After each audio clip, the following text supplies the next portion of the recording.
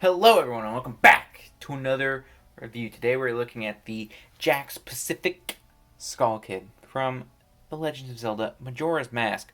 Funnily enough, I believe one of the only Legends of Zelda games I've not played, even though it's considered to be one of the best ones, and it's something that I would definitely dig. I like all the characters and it's very scary and I like scary things. I've just never had a chance to play it, but here it is, the quote-unquote antagonist. I'm doing quote-unquote antagonist, Skull Kid. He was released in, I want to say 2015-ish. Again, these figures had kind of, I would like to say, poor distribution. And Skull Kid was no exception. Most of the time these were like Toys R Us exclusives, and Toys R Us was not doing so hot, so these were really hard to get. So he was more of a 2016, 2017 sort of thing, but he's cool. He's here. And funnily enough, I started reviewing Waluigi and Wario, but I forgot to bring their accessories out of storage. And I don't know, today's been one of those days. Do you guys ever have days where you just feel like just having a breakdown and crying? Today's been that kind of day. You know, I've almost had like 5 mental. But anyway, I'm fine. Here we go. We're looking at Skull Kid. He's super awesome. He's super cool. I love him. He is great. He is so cool looking, in my opinion. So he is based after a scarecrow sort of thing. I don't know too much of the mythology behind Skull Kid.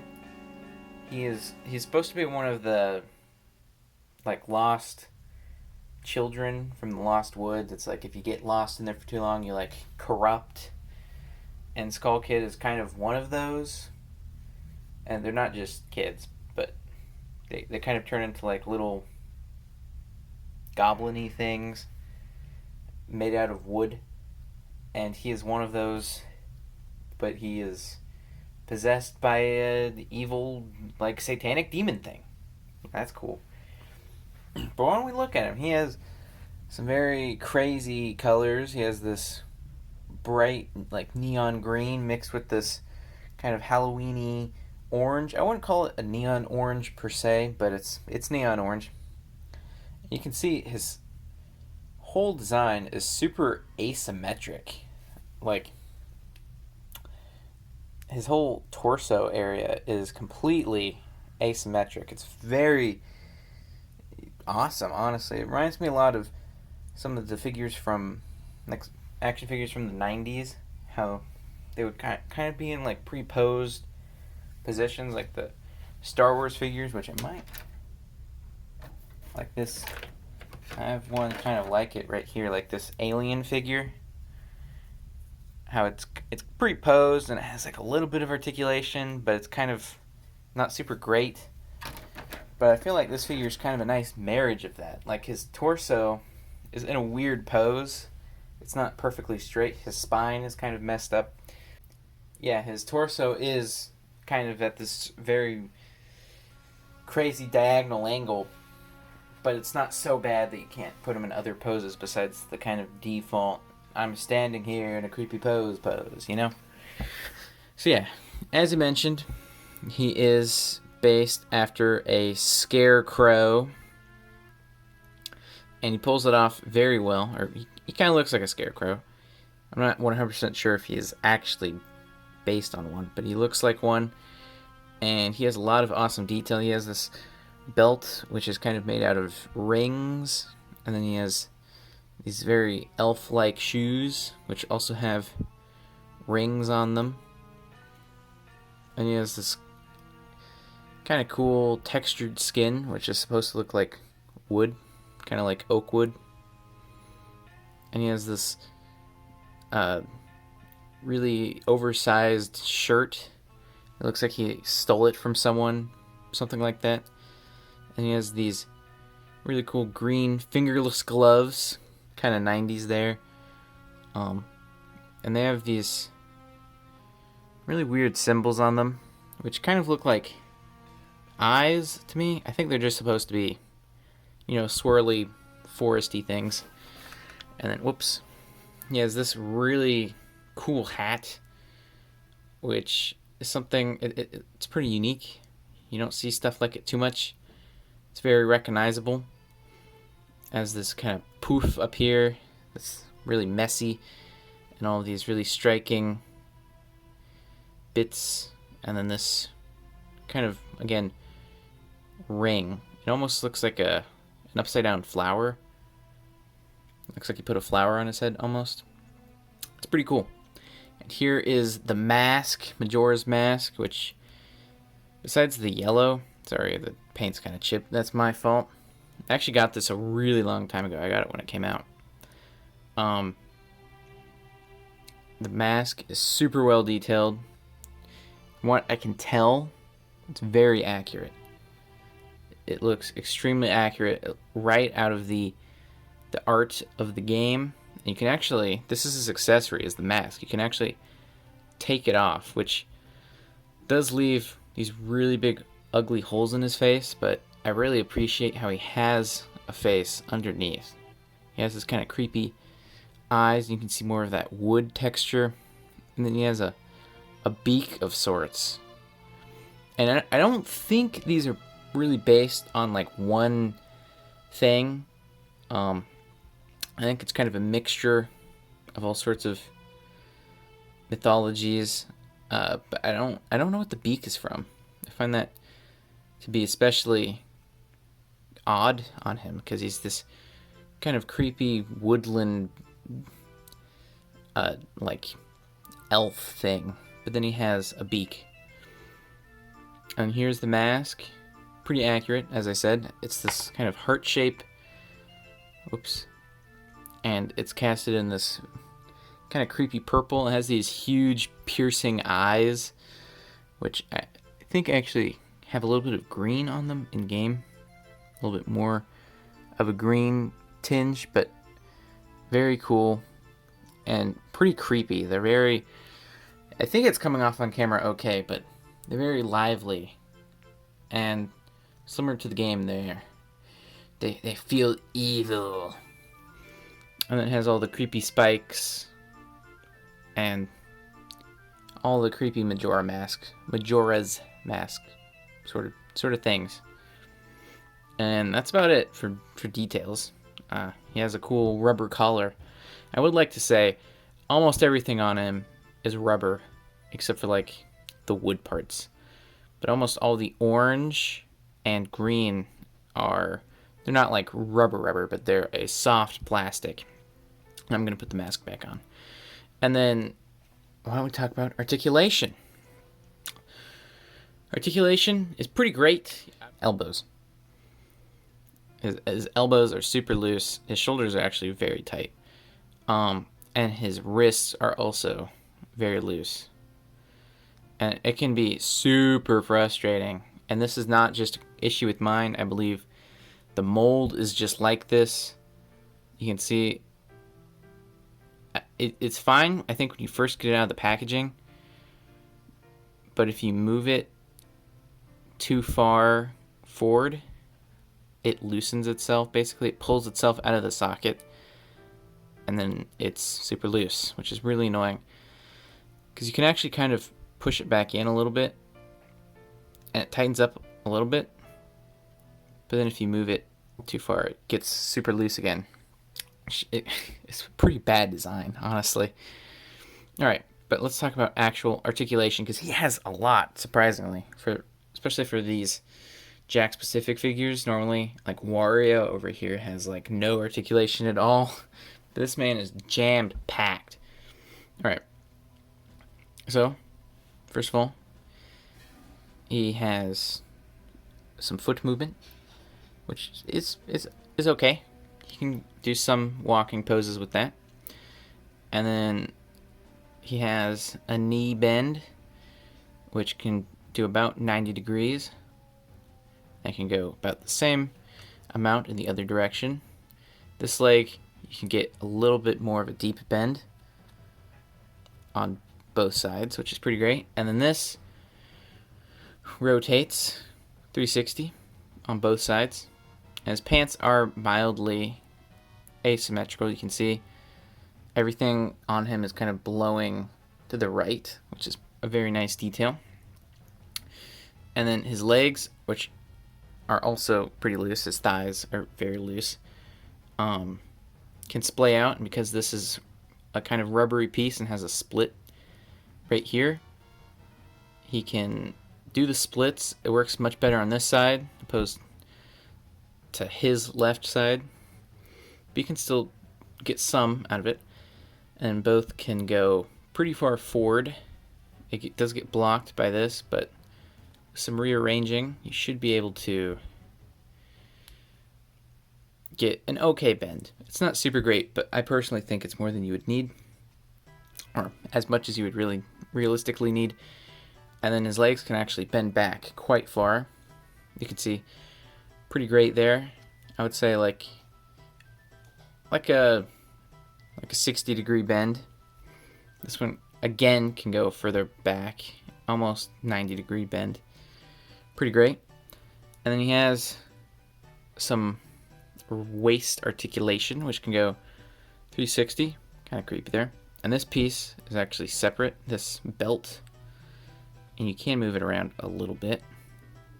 Not sure what you would do with that, but hey, you can do that. And then his arms, which are kind of crazy, can rotate 360. His big hat gets in the way a little bit, and both sides can, but his collar is going to get in the way for the left one. And then they can go out about 90 degrees at the shoulder. And let's see if I can get it in the right position. All right.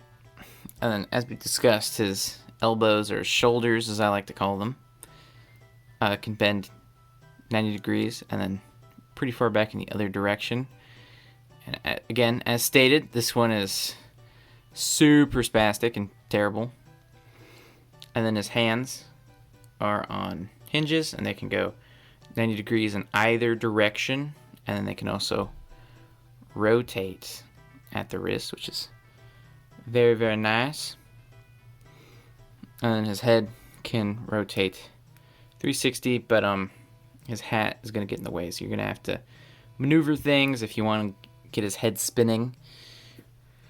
And that's about it for articulation. One last thing I guess we can do real quick are size comparisons. Kind of get him to stand up. Alright, here we have Tahu. And this guy is kind of a standard, 4-inch scale. He could honestly blend in with G.I. Joe figures. I don't have any on hand, but he does not look too ridiculous next to them. He is one of the smallest World of Nintendo figures.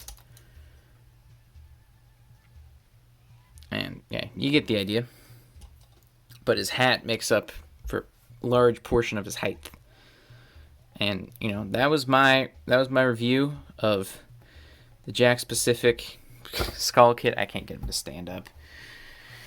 I think this figure is pretty incredible. It has some super obvious issues, like his legs are loose as all get out. His thighs, especially his right thigh, and his feet are pretty small, so it's incredibly annoying to get him to stand up. And then his right arm and his left arm a little bit, but especially his right arm is just, it's limp basically, which is terrible in my opinion. And kind of it's an engineering oversight basically. I don't even think it's a tolerance thing, like the plastic differs from the prototype. I think it's just, if you bend it too far in a certain direction, it starts pulling itself apart. And I think that's kind of a not good quality thing. I think they could have done a lot better there. But the paintwork is pretty great. I didn't talk about it too much, but like his fingers are painted, and then most of the rings are painted, and then his mask is all painted. So there's a good bit of paint on there, and I think it's done rather well, honestly.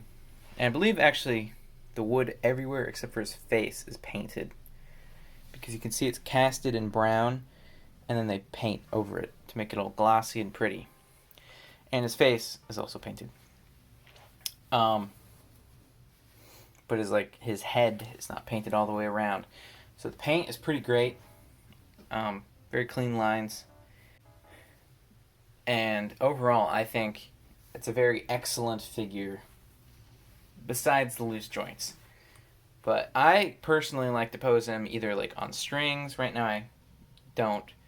But normally I like to put him on strings or up high or something and make it look like he is floating, because he can move his feet like that, so he can kind of be floating and looking all menacing and like, I'm gonna throw the moon at you, Link, blah blah blah. So for that, I think he looks great, just floating in the sky or something. You can't get him into the signature. I'm going to edgily look at my hand. I think it's kind of like, is that like the kind of token Skull Kid pose, where he's like looking at his hand? You know the one. It's on like, it's in every YouTube video about Majora's Mask. I do think it would have been cool, because this figure was around $10-ish when it came out. It might have actually been a little bit more than that. It was very pricey at the time, because it came out about 6 years ago. And inflation's a mean mistress, okay? It's harsh, one could even say. And this guy was pretty expensive at the time. And now he is just kind of skyrocketed. I've not checked like eBay prices, but on Amazon and retailers and places like that, he's like $30-$40. But I think that's honestly kind of overpriced. And I think most, like nowadays, most prices are going to be overpriced. But he is the only Skull Kid figure out there, to my knowledge at least. There might be one or two statues, and there are like bobbleheads and stuff. But like, this is the only articulated, normal proportioned Skull Kid out there. Which also, of course, drives the price up. So most of the time I think he will be a little overpriced. Unless, of course, you're a super rich Legends of Zelda YouTuber and you can just buy anything you want it to. I don't know, whatever. Anyway, that was my review. I think he's incredible. And if you can find him, I say this in most of my videos, if you can find him for a good price, I would definitely recommend him. Especially if you're a Majora's Mask fan. Now, this is the last video of the season. I will be doing a kind of weird, season recap, season finale. And that should be, coming out standard bat time, standard bat channel. And then after that, I will not be taking a break or anything. I'll just be going right into it, and I'll be reviewing your boy, JAKKS. Whoops. JAKKS. He's up there. You can see him. But, again, standard bat time, standard bat channel. So, I look forward to seeing you. This season has been an interesting one, and this was my review of Skull Kid. Peace out.